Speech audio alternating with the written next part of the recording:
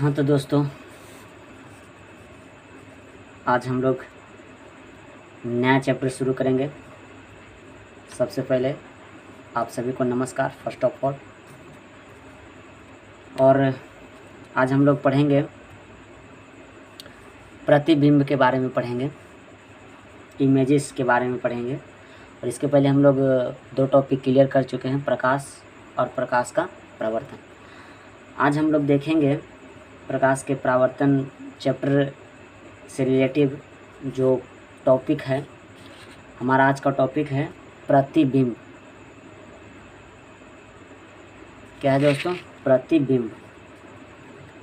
चलिए हेडिंग दे देते हैं। हम आज तीसरा टॉपिक पढ़ने जा रहे हैं, प्रतिबिंब।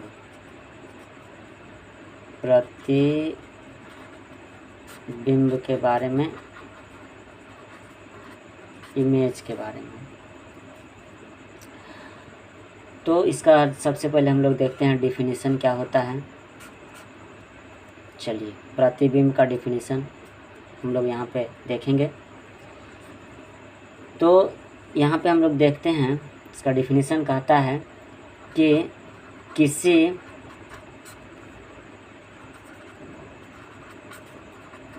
बिंदु वस्तु से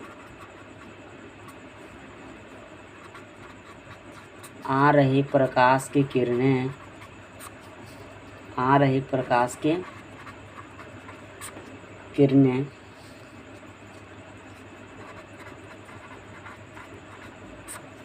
परावर्तन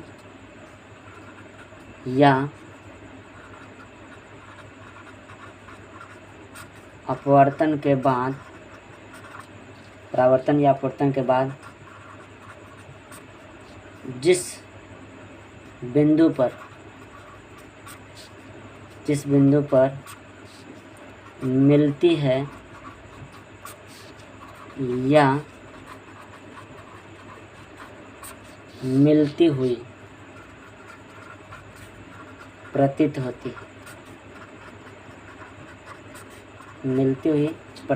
है, उसे उस बिंदु स्रोत का प्रतिबिंब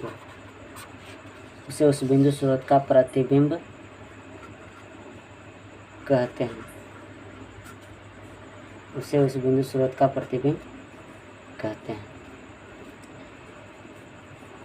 चलिए उसके बाद हम लोग देखेंगे दोस्तों, प्रतिबिंब दो प्रकार के होते हैं। प्रतिबिंब दो प्रकार के होते हैं।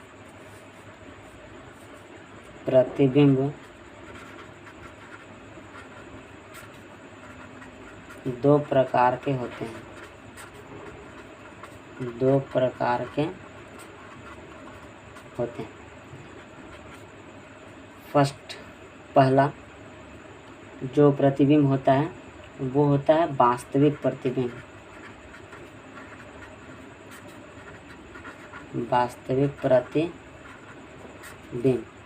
और जो हमारा दूसरा है वो है आभासी या काल्पनिक प्रतिबिंब। आभासी या काल्पनिक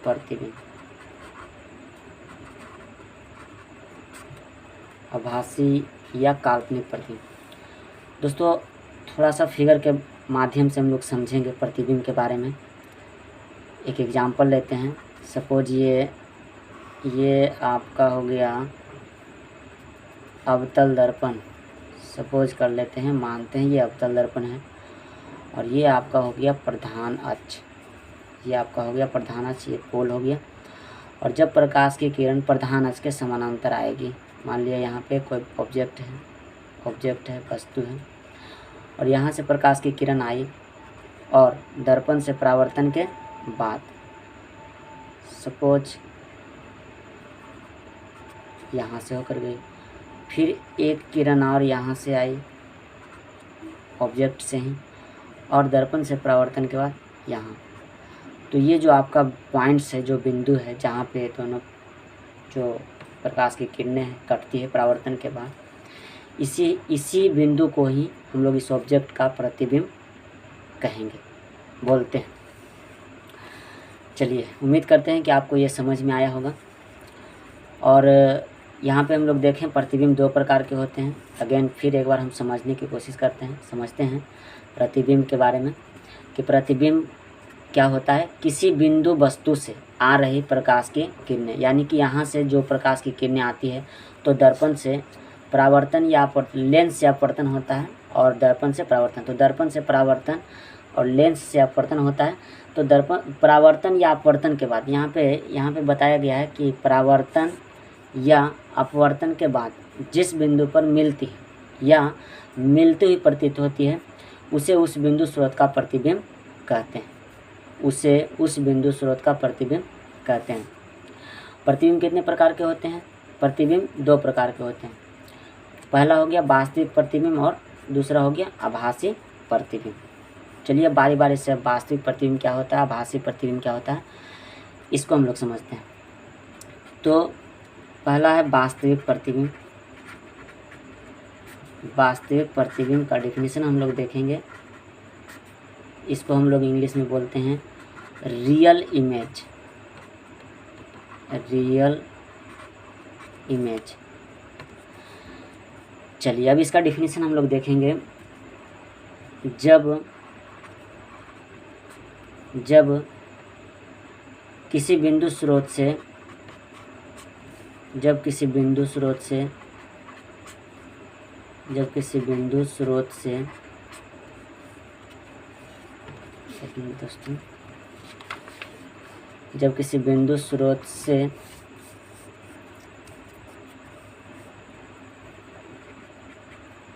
आती प्रकाश की किरणें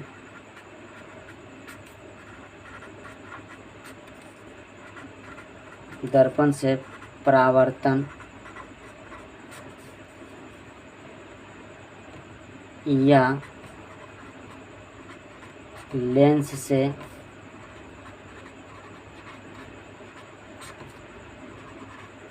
अपवर्तन के बाद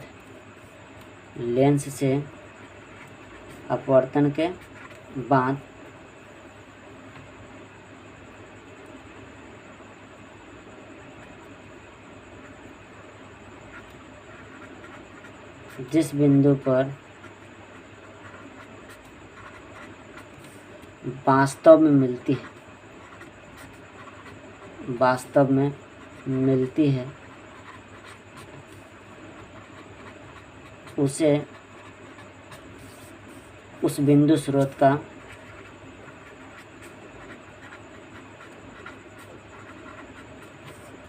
वास्तविक प्रतिबिंब कहते हैं।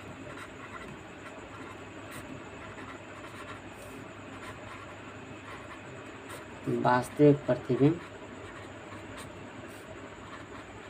कहते हैं। इसमें क्या होता है दोस्तों, आइए समझते हैं फिर से अगेन एक बार। जब किसी बिंदु स्रोत से आती प्रकाश की किरणें होगा, यहाँ पे प्रकाश की किरणें दर्पण से परावर्तन या लेंस से अपवर्तन के बाद जिस बिंदु पर वास्तव में मिलती है उसे उस बिंदु स्रोत का वास्तविक प्रतिबिंब कहते हैं। हमारा दूसरा है आभासी प्रतिबिंब।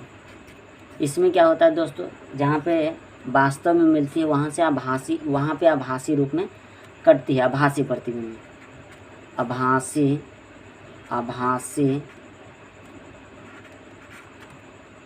या काल्पनिक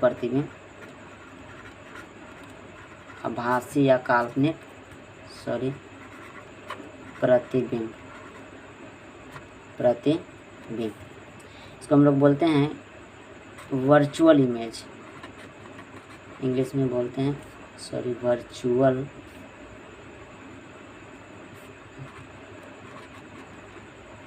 वर्चुअल इमेज।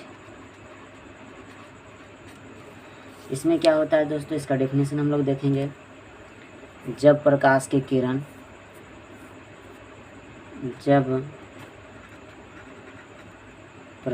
किरण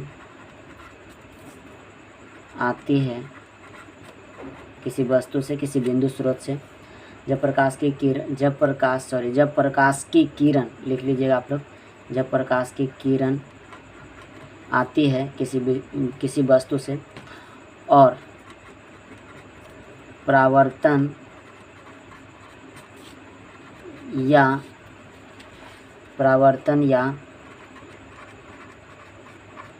अपवर्तन के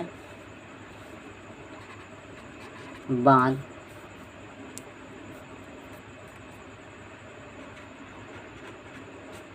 जिस बिंदु पर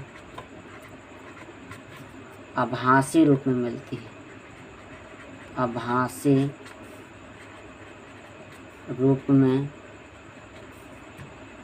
रूप में मिलती है, आभासी रूप में मिलती है,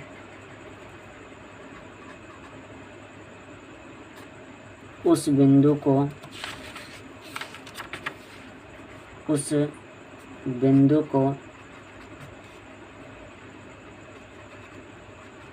बिंदु स्रोत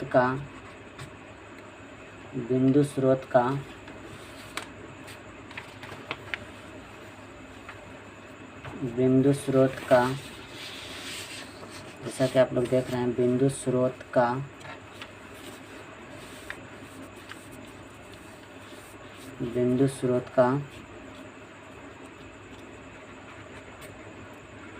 आभासी प्रतिबिंब कहते हैं।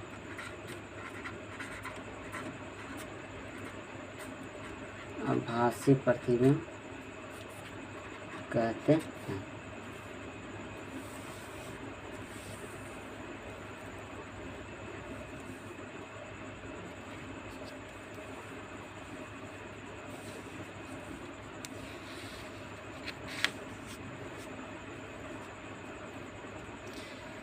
हाँ दोस्तों, देखेंगे यहाँ पे आभासी या काल्पनिक प्रतिबिंब जब प्रकाश की किरणें आती है और परावर्तन या अपवर्तन के बाद जिस बिंदु पर आभासी रूप में मिलती है, उस बिंदु को बिंदु स्रोत का आभासी प्रतिबिंब कहते हैं।